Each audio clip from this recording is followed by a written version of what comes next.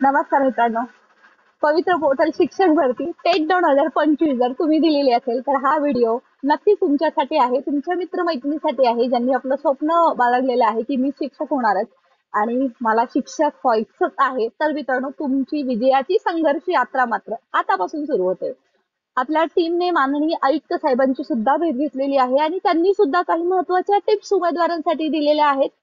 कारण मित्रांनो, मागितल्याशिवाय मिळत नाही. हा शिक्षक भरतीचा इतिहास आहे. आपल्या युट्यूब फॅमिलीच्या माध्यमातून आपण जी ही आपली विजयोत्सवची यात्रा आहे, संघर्ष यात्रा आहे, ती जवळपास गेल्या 3 वर्षापासून लढत आहोत आणि त्याचा आपण रिझल्ट सुद्धा पाहिलेला आहे. म्हणून आता एकदा पुन्हा तयारीला लागत आहोत. ती म्हणजे टेट 2000 शिक्षक भरती 25 मध्ये जी होणार आहे ती जास्तीत जास्त पदांची कशी होईल, काय करावं उमेदवारांनी, काय करू नये, त्याचबरोबर सध्या शालेय शिक्षण विभागाची किती भरती करण्याचा मानस आहे आणि सध्या जे पावसाळी अधिवेशन येऊन ठेपलेलं आहे त्याच्यामध्ये शालेय शिक्षण विभाग कोणते कोणते मुद्दे मांडणार आहे.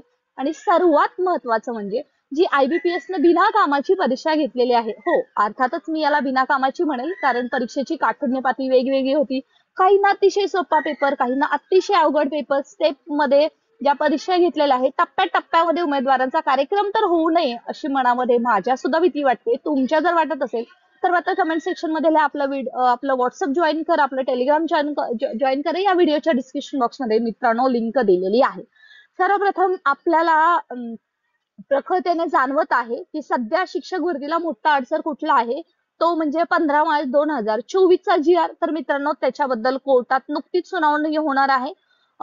कोर्ट सुरू होते आणि सुनावणी होईल, त्याच्यातून आपल्याला निर्देश मिळतच राहतील. परंतु सध्या एक दिलासा मिळालेला आहे की सध्या जे शिक्षकांचं समायोजन, जे ऑलरेडी मित्रांनो शिक्षक आहेत ते ऑलरेडी हजारो शिक्षक अतिरिक्त झालेले आहेत, तर त्यांच्या समायोजनाला सध्या तरी स्थगिती देण्यात आलेली आहे. त्यामुळे सध्या तरी तुम्ही त्याचं टेन्शन घेऊ नका. परंतु हे जे संचमनेता GR जर रद्द झाला तर मित्रांनो जवळपास 20 ते 25 हजार पदांची भरती टेट 2025 मध्ये सुद्धा होऊ शकते, 100% होऊ शकते. परंतु आता ह्या जर तरच्या गोष्टी आहे, सर्वोच्च न्यायालय सर्वोत्तपरी आहे आणि त्याचा निर्णय आपल्याला मान्यच करावा लागेल. त्याचबरोबर ऍज अ उमेदवार म्हणून तुम्ही काय करायला हवं, जे आयुक्त साहेबांनी काय सांगितलेलं आहे, ती मी नक्कीच आयुक्त साहेबांची भेट घेतलेली आहे आणि मी ऍडव्होकेट प्राध्यापक बालू माने शिक्षकांच्या हक्कासाठी सन्मानासाठी जवळपास गेली 2.5 ते 3 वर्ष झालं लढत असताना जी प्रखरतेने जाणवत आहे, जी पोखरी जाणवत आहे, ती म्हणजे आपल्या सर्वांची युनिटी. ती मित्रांनो फार फार महत्वाची असणार आहे, कारण शिक्षकांचा एक शिक्षक भरतीचा एक इतिहास आहे.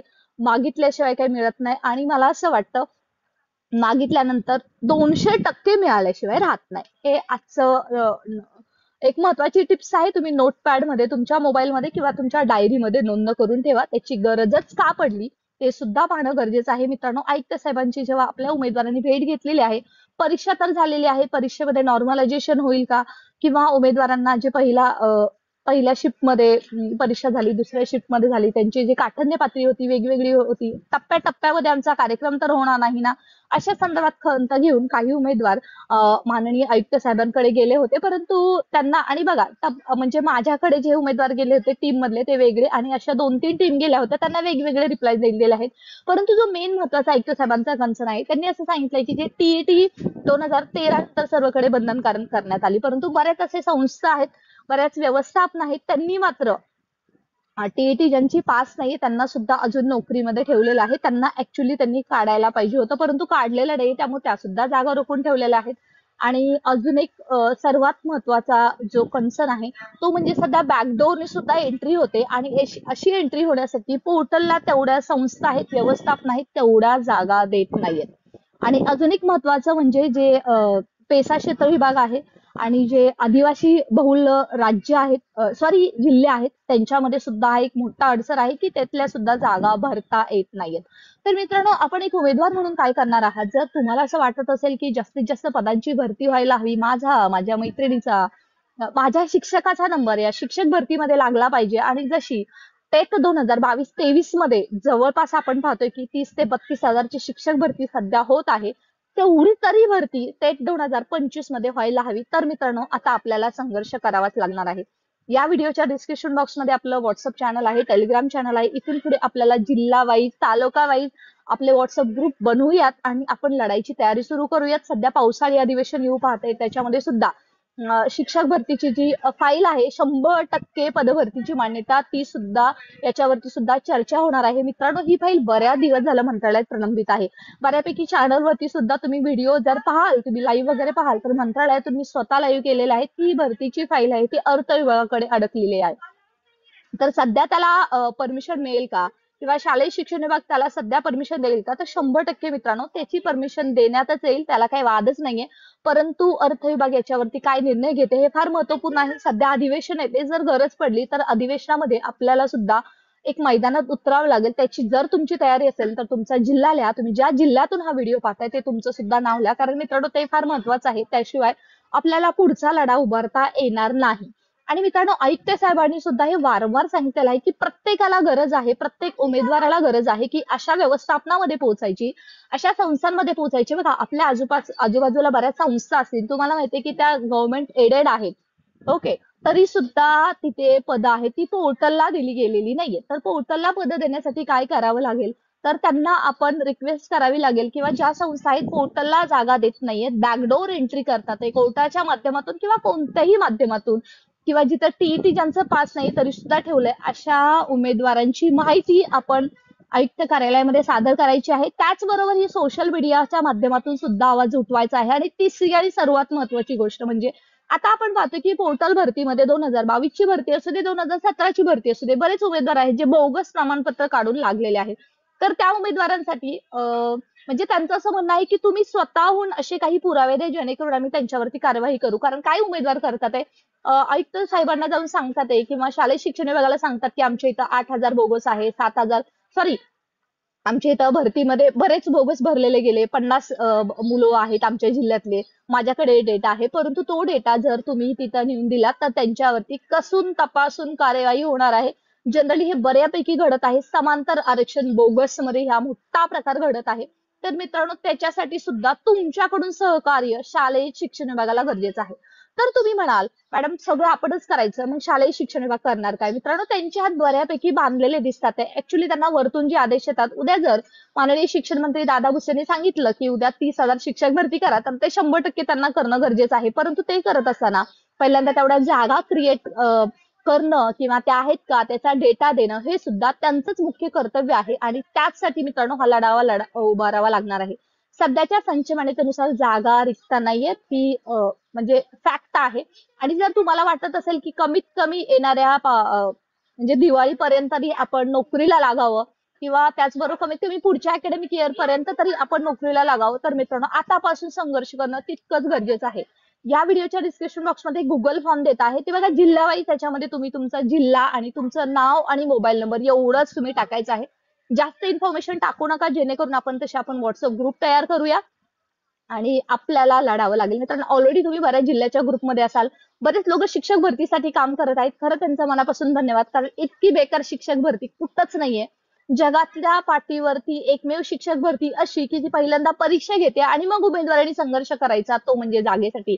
अरे पण किती दिवस, अरे पण कधीपर्यंत, त्याला नॉन एंडिंग आहे. आणि सर्वात महत्वाचं, इथून पुढे जरी पावसाळी अधिवेशन असलं किंवा त्याच्यामध्ये लढावं लागलं किंवा लढावं लागलं नाही, 100% पदभरतीला मान्यता मिळाली, जिल्हा वाईज भरती होणार नसली, टप्प्याटप्प्यामध्ये 2022 मध्ये जशी शिक्षक भरती झाली तशी जर आता होणार नसली, तर मित्रांनो आपल्याला लढायची गरजच नाहीये.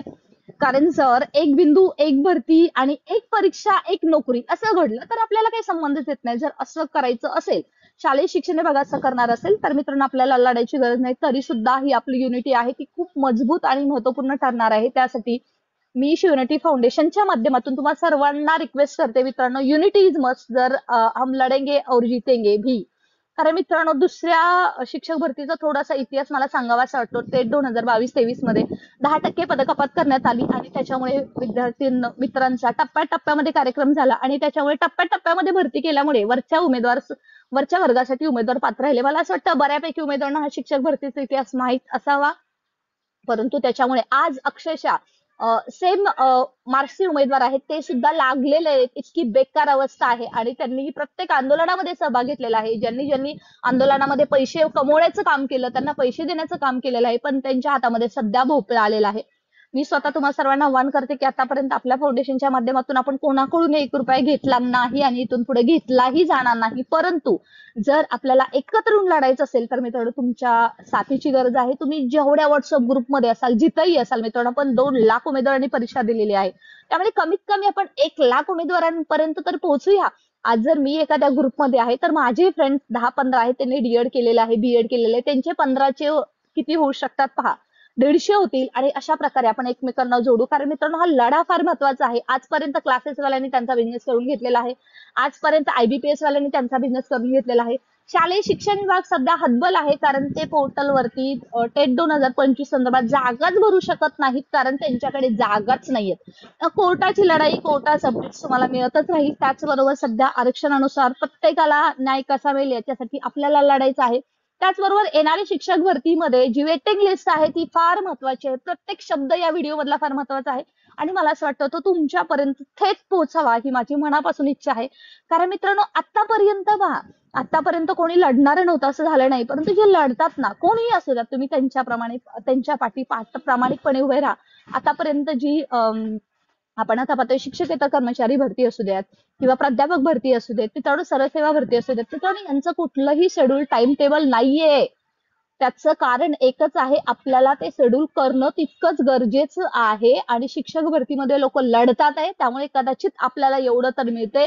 कुठलीही भरती एवढी मोठी झालेली नाही तेवढी शिक्षक भरती झालेली आहे. छातीत ठोकपणे मला सांगावं असं वाटतं आणि आम्ही त्याचे साक्षीदार आहोत.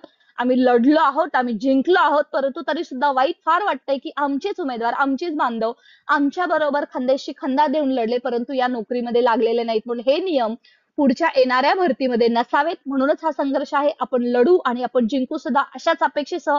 तुम्हाला काय वाटतं, आपण कशा पद्धतीने संघटना बांधणी केली पाहिजे, अशाच महत्वपूर्ण माहितीसाठी स्टे कनेक्टेड. कमेंट सेक्शन मध्ये तुमचं महत्वपूर्ण अपडेट नक्की द्या आणि पाहूयात मित्रांनो. मला असं वाटतं येस हम करके दिखाएंगे. All is well and all the best. जय हिंद.